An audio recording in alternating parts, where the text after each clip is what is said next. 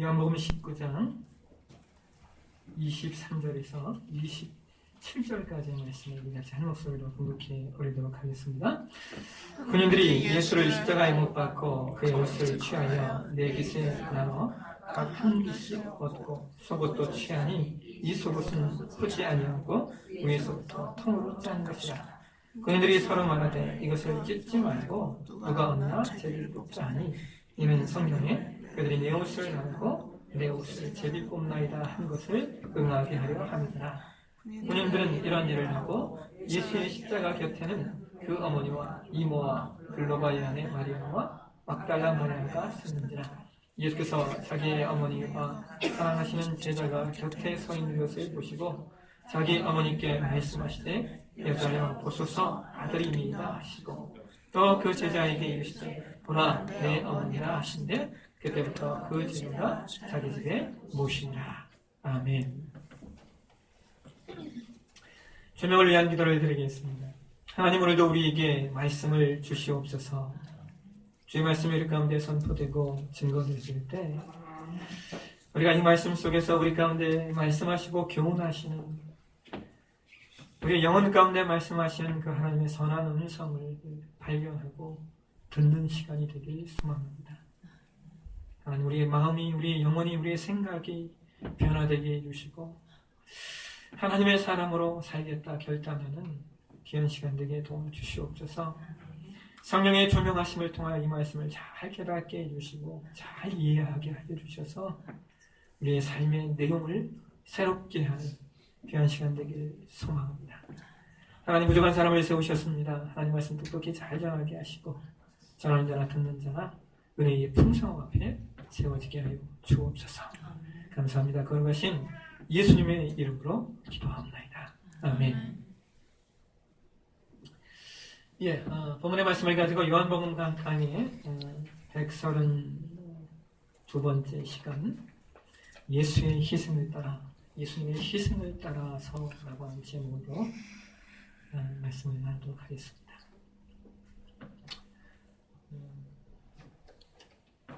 여러분, 한자에 그 대자, 큰 대자가 있습니다.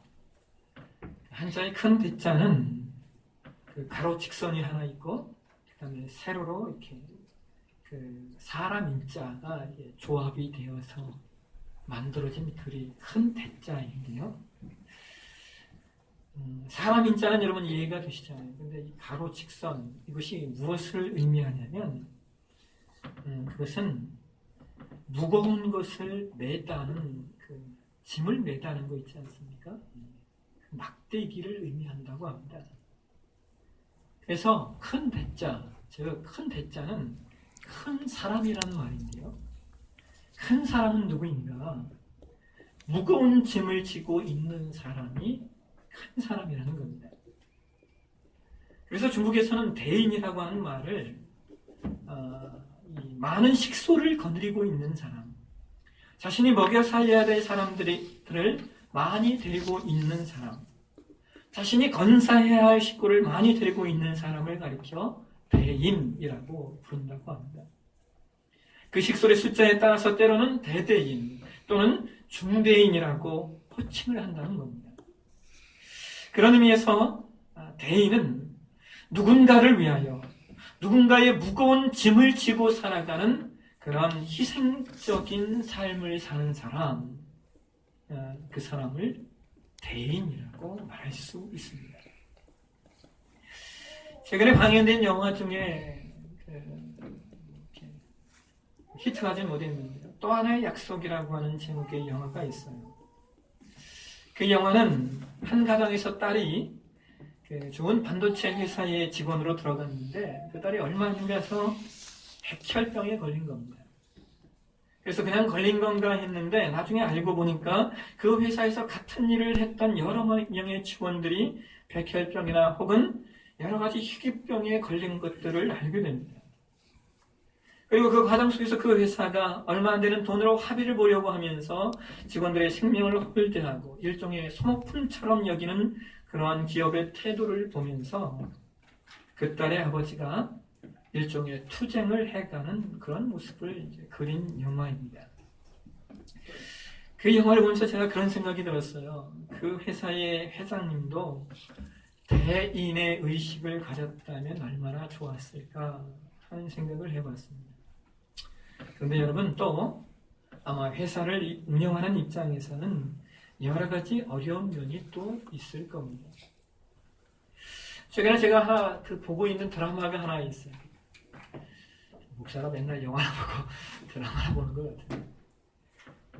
제가 보는 드라마가 여러분도 보실 거예요. 정도전이라고 하는 드라마입니다. 본방은 전혀 사수하지 못하고요. 늦게 지난 거 재방송으로 좀 머리식히고 싶을 때 이렇게 봅니다. 제가 지난주에 이렇게 본 것 중에 이런 내용이 있었어요. 나라가 흉년이 들어서 백성들이 먹을 것이 없어 죽어나가니까 그것을 본 이성계, 정도전이 조선이 건국되는 그 과정 아닙니까? 이성계가 대상들에게 이렇게 요구해요. 우리의 개인 창고를 열어서 백성들에게 구일미를 나눠주자고 이렇게 요구합니다. 그랬더니 그 말을 듣고 재상 중에 가장 높은 위치에 있는 수희중이라고 하더라고요. 표현을. 그 수희중이 그 말을 듣고 이렇게 말합니다. 백성들에게는 구일미를 함부로 주는 것이 아니다. 왜냐하면 처음 줄 때는 감사하게 생각하지만 두 번째 받을 때는 당연한 것, 권리로 여길 것이고 세 번째 그들을 받을 때는 그들은 왜 이것밖에 주지 않느냐고 불평할 거다. 그러니까 그런 감상적인 마음으로 정치를 해서는 안 된다라고 이야기를 합니다. 여러분, 제가 그 장면을 보면서 이것이 오늘날 소위 말하는 가진 자와 갖지 못한 자의 대척점이 아닌가 생각해 보았어요. 이것은 인간의 이기주의가 양 끝에 서로 대치하고 있는 겁니다. 그렇다면 문제는 이런 것이죠. 이러한 인간의 대척점을 우리가 어떻게 풀어가야 할 것인가? 저는 바로 그 자리에 서로가 서로에 대한 희생이 필요하다고 생각해요. 서로가 서로의 마음, 서로가 서로의 위치를 알아서 좀 더 희생정신을 가질 때 이러한 이기주의로 인한 대치는 어느 정도 해결될 수 있을 겁니다. 여러분, 오늘 우리가 봉독한 말씀으로 돌아가시면 오늘 우리는 이 말씀 속에서 희생이라고 하는 내용, 가장 온전한 희생이 어떤 것인가? 상대적인 희생 혹은 조건적인 희생이 아니라 완전한 희생, 모든 것을 어떤 이유와 조건 없이 내어주는 희생, 그 희생을 발견할 수 있는데요. 그 희생은 바로 저와 여러분이 기억하시는 예수 그리스도의 희생입니다. 우리는 지난 시간 속에서 왜 예수께서 십자가에 죽으셔야 했는가, 그리고 십자가를 통한 구원이 무엇인가에 대해서 말씀을 나누었어요. 오늘은 저와 여러분이 십자가를 통하여 우리가 무엇을 얻게 되었는가 하는 것보다는 여러분, 오늘 우리는 함께 그냥 한번 여러분, 우리가 그 십자가의 자리 앞에, 그 십자가의 자리에 저와 여러분이 한번 그냥 그 자리에 서 보시는 시간이 되셨으면 좋겠어요. 여러분, 당시 십자가형은 사람들에게 가장 큰 볼거리였습니다. 우리도 그렇잖아요. 싸움이 있는 곳, 무슨 사고가 일어나는 곳에 많은 사람들이 군집하지 않습니까? 마찬가지예요. 십자가형이 있는 날에 사람들은 그것을 버리고 각지각처에서 몰려들었습니다. 그 수많은 사람들이 보는 자리, 지켜보는 자리에서 십자가형이 집행돼요. 여러분, 예전에 제가 나눴던 말씀이 기억나세요? 이제 곧 고난주간이 오는데요. 제가 고난주간이 오면 다시 한번 십자가에 대해서 세세하게 말씀을 나눌 겁니다. 여러분, 사람이 십자가형을 언도받으면 40에 강한 채찍, 즉 39대의 채찍을 맞죠. 그 채찍은 사람의 살을 파내는 채찍질이에요. 근데 여러분, 그럼에도 불구하고 그 당시에 십자가형을 받은 사람의 그 가족들은 그 채찍을 때리는 사람에게 뇌물을 주었어요. 왜 뇌물을 주었는 줄 아십니까? 제발 이 사람이, 이 십자가형을 언도받은 사람이 그 채찍질을 맞을 때 죽게 해 주십시오. 왜냐하면 그 이후에 십자가형인 그 채찍질보다 말할 수 없을 정도로 더 고통스러웠기 때문입니다. 채찍을 맞으면 그 마을을 두 바퀴를 돌아요. 이 길을 우리는 비아 돌로로사라고 말하죠. 두 바퀴 마을을 도는 이유는 한 바퀴는 혹여나 이 사람의 무죄를 입증할 사람이 있으면 나아오라는 거예요. 그리고 또 한 바퀴는 경고입니다. 너희도 이렇게 되지 않도록 조심하라. 십자가형을 받은 사람은 그 마지막 길을, 두 바퀴의 길을 걷는 동안 자신의 가족들과 눈이 마주치게 돼요. 그리고 그 길에서 마지막 인사를 나누게 됩니다. 그리고 난 후 십자가에 달리는 겁니다. 여러분, 십자가에는 육체적 고통뿐만이 아니라 정신적 수치심이 있어요. 왜냐하면 십자가에 달리는 사람은 모든 옷을 다 벗겼기 때문입니다. 그래서 오늘 봉독한 말씀 23절 이하에 보시면 군인들이 예수님의 옷을 취하여 찢어서 나누어 가졌고 속옷은 통으로 짠 옷이라 찢지 않고 제비뽑아 가졌다라고 성경은 말합니다. 수많은 군중들 앞에서 자신의 몸이 발가 벗겨져 있어요. 그것이 십자가의 수치심입니다. 그런데 여러분, 참 놀라운 것은 오늘 저와 여러분이 봉독한 말씀에 보시게 되면 예수님은 바로 이 자리, 이 수치심과 헤아릴 수 없는 고통이 밀려오는 그 자리에 있으셨음에도 불구하고 그의 자신의 마지막 사역을 감당하셔요. 오늘 저와 여러분이 봉독한 말씀에는 기록되어져 있지 않지만 누가복음 23장으로 가시면 십자가 위에서의 예수님의 사역이 기록되어져 있습니다. 예수님의 십자가에 달리실 때 예수님만 십자가에 달린 것이 아니라 양옆에 강도, 행악자 2명이 함께 달립니다. 누가복음 23장 39절 이하에 성경은 기록하고 있어요. 달린 행악자 중에 하나가 예수님을 비방하여 이르되 네가 그리스도냐? 그러면 너는 너와 우리를 구원하라. 조롱합니다. 여러분, 대단하죠? 십자가의 고통이 엄청난데 그 고통 속에서 누군가를 조롱할 수 있다. 여러분, 이것은요, 악에 바친 겁니다. 너무 아프니까 악에 바쳐서 그 악을 누군가에게 토로하는 거예요. 그러자 또 다른 사람이 말해요. 야, 이놈아, 네가 동일한 죄를 지어 정죄를 받고도 하나님을 두려워하지 않냐? 우리는 당한 일을 당하는 것뿐이지만 이분은 행한 것이 옳지 않은 것이 없도다. 즉 이분은 당할 일을 당한 것이 아니라 억울하게 당하는 것이다. 그러면서 그가 이어서 42절에 이렇게 말합니다. 예수여, 당신의 나라에 임하실 때 나를 기억하소서. 십자가 위에서 이제 곧 죽게 되는 그 강도의 소원을 듣고 예수님 이렇게 말씀하시죠. 내가 진실로 내게 이르노니 오늘 네가 나와 함께 낙원에 있으리라. 사랑하신 여러분, 예수께서는 그 수치와 고통의 자리에서 또 한 생명을 찾으셔요. 자신의 희생이 최대치가 되시게 하기 위해서 마땅히 당할 죄를 받고 죽는 사람임에도 불구하고 그를 받아 구원하시는 겁니다. 여러분, 이와 같은 예수님의 사역은 십자가 위에서뿐만이 아니에요. 예수께서는 다시 십자가 아래로 눈을 돌리십니다.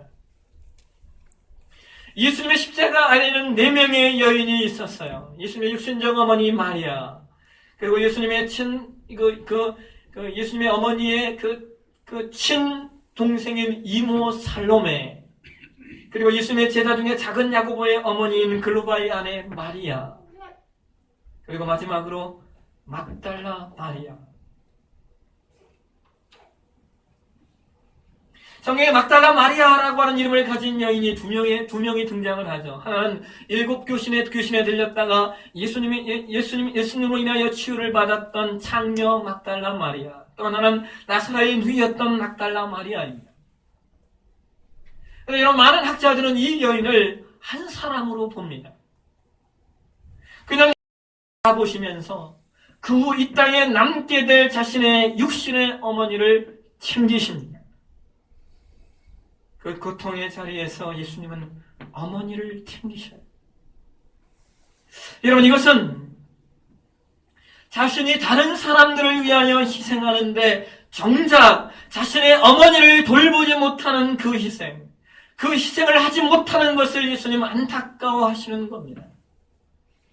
그래서 27절에 제자에게 말씀하셔요. 보라, 너희 어머니라.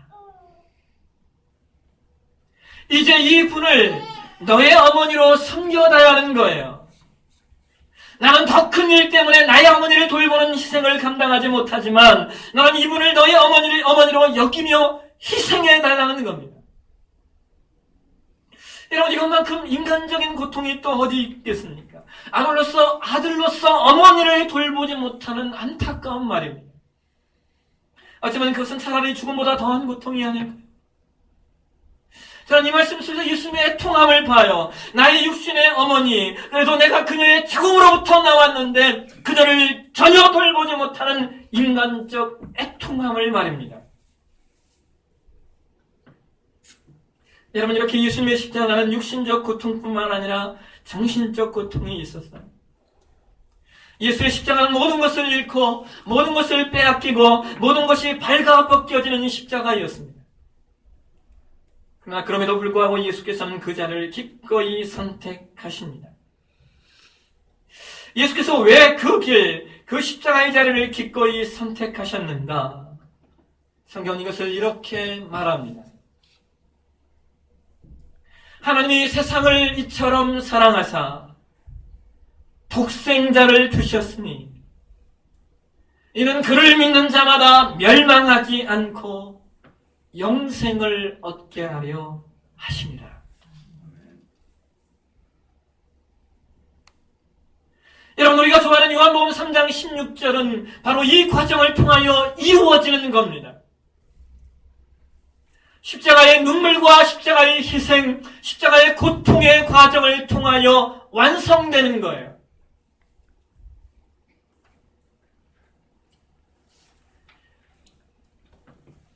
최근에 제 마음을 이렇게 뜨겁게 했던 몇 개의 책들이 있어요. 저는 이렇게 책을 읽을 때 책을 이렇게 정독하는 편입니다. 정독하고 또 읽으면서 밑줄 긋고 또 기억해야 될 내용은 따로 이렇게 메모를 해둡니다. 그렇게 하는 이유는 한 권의 책을 읽어도 그 내용을 제 자신에게 적용시키는 데 도움이 되기 때문이고, 동시에 목사로서 많은 설교를 해야 되다 보니까 그 내용들을 그 설교에 이렇게 인용하려고 이렇게 합니다. 최근에 읽은 책 중에 제가 설교에 이번 주간에 요즘 계속 신방이 있어 설교를 많이 하다 보니까 세 번째 이제 인용하는 책이 있는데요. 그 책은 천길 심장이라고 하는 책이에요. 그 책은 최전방 선교사님의 사역에 대한 내용입니다. 최전방 선교사, 선교사면 선교사지 최전방 선교사라고 하는 이름을 왜 붙일까? 이 최전방 선교사라고 하는 말은 정말 죽음을 담보로 하는, 그 있잖아요. 정말 여러분, 내가 오늘 죽을지 모른다, 혹 내일 죽을지 모른다라고 하는 그런 자리, 그런 상황 가운데 있는 분들을 가리켜 최전방 선교사라고 말합니다. 오늘날 죽음을 담보로 선교해야 하는 지역은 당연히 모슬렘, 이슬람 지역이에요. 그 선교사님은 아프가니스탄에서 사역을 하시는 분인데요. 이분이 그 땅에서 가족과 오랫동안, 왜냐하면 워낙 나라가 위험하고 조건이 안 좋으니까 사모님과 함께 사역을 하다가 사모님이 아기 낳고 이렇게 몸이 아파와서 자녀들을 한국으로 보낸 거예요. 그리고 혼자 몇 년 동안 사역을 하다 보니까 애들이 아빠 얼굴도 모르고, 둘째는 휴가 기간에 휴가 갔다가 애가 태어나는데 아빠 얼굴을 한 번도 본 적이 없는 거예요. 또 워낙 피폐한 땅이고 아까 말씀드렸듯이 오늘 죽을까 내일 죽을까 눈앞에서 폭탄이 터지는 일들, 눈앞에서 총알이 날라와 옆에 있던 사람이 죽어나가는 일들을 본 겁니다. 그 과정 속에 살다 보니까 정신적으로 육체적으로 엄청난 피로감이 찾아오죠. 그래서 그가 사역을 이렇게 내려놓고 한국으로 돌아왔어요. 한국으로 돌아오니까 좋은 교회에서 사역자로 청빙도 있고 또 정말 어린아이들이 자라는 모습을 보니까 너무 행복한 거예요. 정말 이렇게 행복해도 될까 싶을 정도로 안식의 시간을 보내고 있었습니다.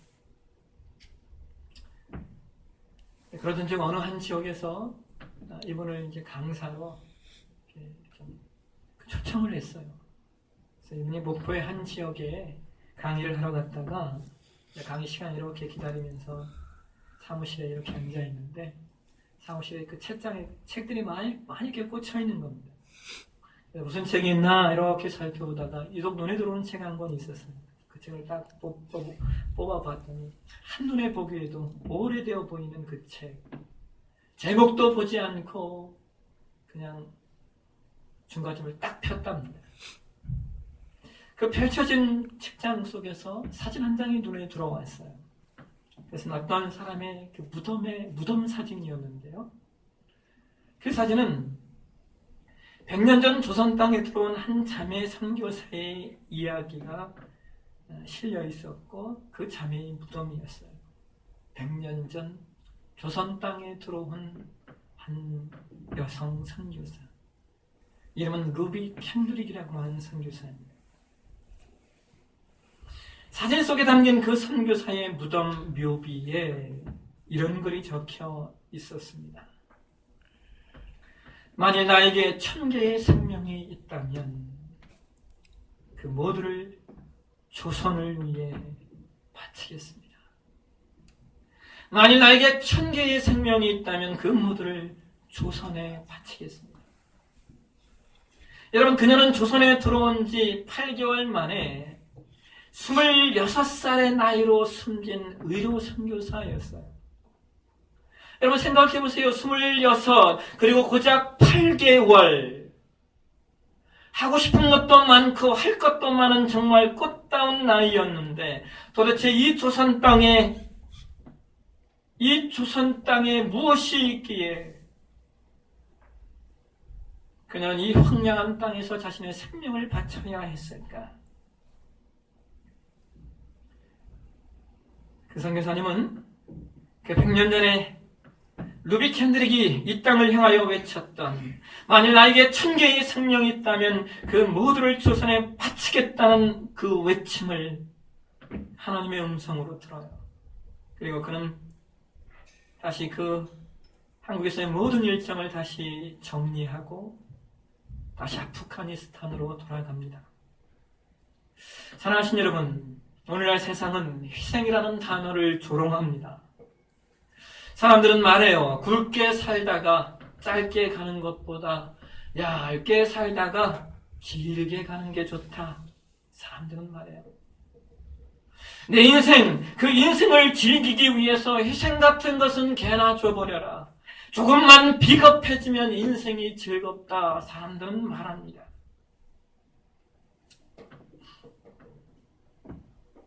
최근에 본질이 이긴다라고 하는 제목의 책을 읽었어요.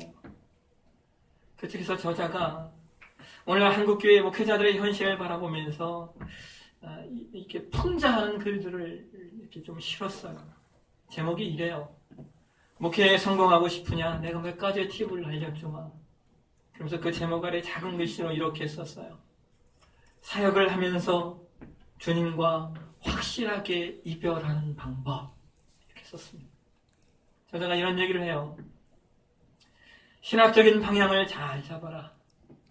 정통신학 같은 것은 기도 기울이지 마라. 사람들 모으는 일에는 도움이 안 된다. 오히려 학기나 컴퓨터를 잘하는 게 중요하다. 성경 연구에 목숨 걸지 마라. 사람들은 자기계발서와 베스트셀러의 이야기를 더 듣고 싶어하고, 요즘은 돈 주면 이 시대에 가장 잘 먹히는 설교 다 만들어서 보내준다. 설교의 핵심은 성경을 풀어주는 것이 아니라 얼마나 잘 웃기느냐가 핵심이다. 잘 웃기면 성공한 설교다. 그런데 더 특급 비밀은 잘 웃기는 보다 더 강력한 것이 하나 있다. 그건 울리는 거다. 센티멘탈리즘의 핵심 핵무기는 이 센티멘탈리즘의 그 설교의 핵무기는 이 시대에 울리는 거다. 눈물만 뺄 수 있으면 설교 준비할 필요 없다. 설교보다 스킬이 중요하다.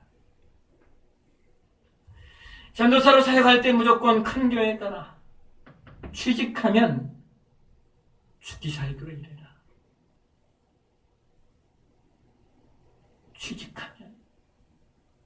취직할 때 담임 목사님이 이렇게 물어볼지 모른다. 이 교회에서 사역할 때 전도사님은 누구의 말을 들어야 합니까? 1번 하나님, 2번 담임 목사님. 나는 뭐라고 말할래?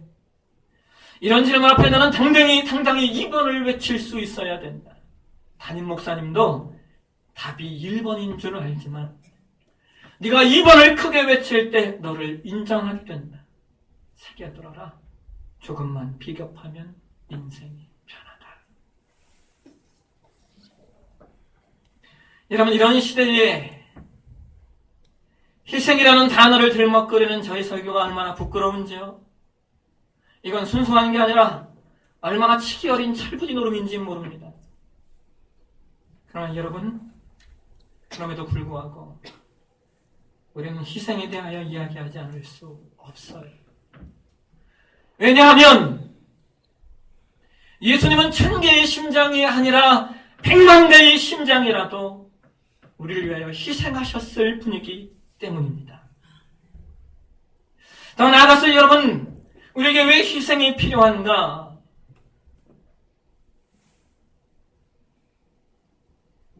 여러분, 역사는 희생하는 자들의 손에 의하여 만들어지고 변화되었기 때문입니다.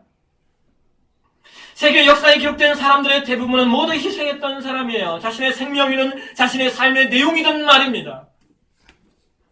인생의 과정 속에서 다른 일을 위하여 희생했던 사람들의 이름이 세계의 역사이든 나라이든 단체이든 교회이든 그 역사에 남게 되는 겁니다.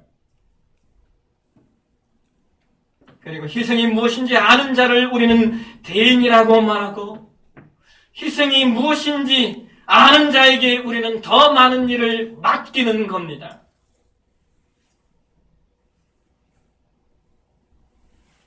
여러분, 제가 목회해 보니까요,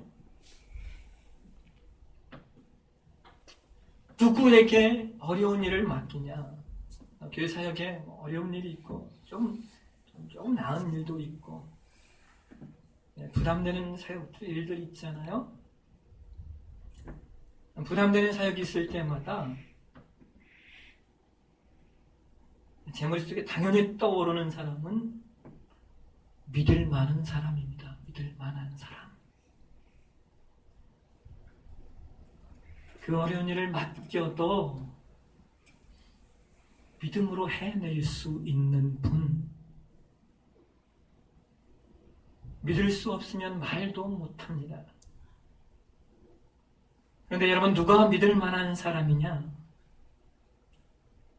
자기 희생이 무엇인지를 아는 사람. 힘들고 어렵지만 그럼에도 불구하고 자신의 시간과 삶을 희생하는 사람. 그 사람이 믿을 만한 사람입니다. 여러분, 제가 여러분의 여러분이 가정에서 여러분의 그 자녀 양육의 특급 비밀을 하나 알려드릴까요?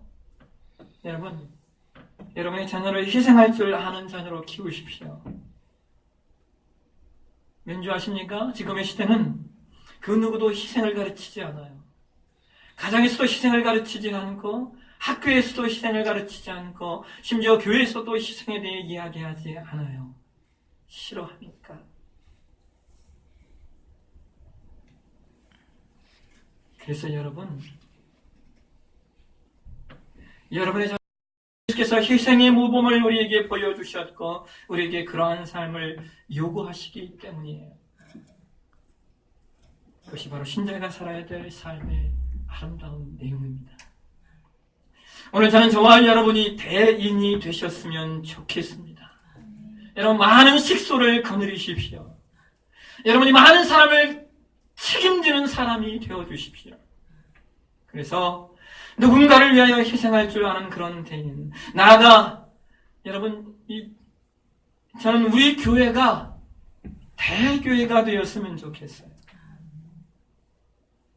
사람이 많이 모이는 것으로서의 대교회가 아니라 주의 심장을 가지고 이웃과 민족과 열방을 위하여 희생할 줄 아는 그런 대교회 말입니다.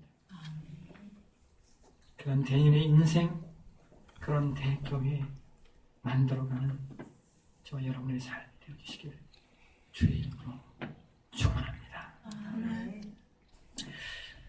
우리 다 함께 좀